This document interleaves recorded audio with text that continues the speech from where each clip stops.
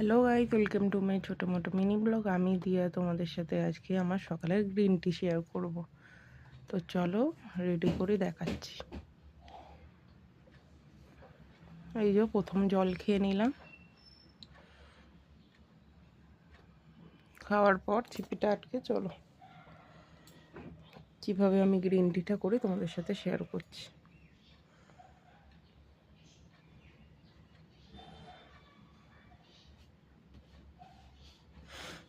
তোমরাও খেতে পারো, ওয়েট লস ভালোই হবে। এই যে আমার ছেলে দাঁড়িয়ে আছে, তাকে গেট খুলে দিতে হচ্ছে।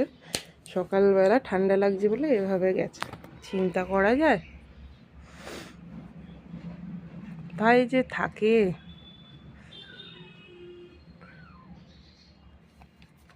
অন্য সময় ডেকে ডেকেও তোলা যায় না, আর এখন সাত সকালে উঠে পড়েছে।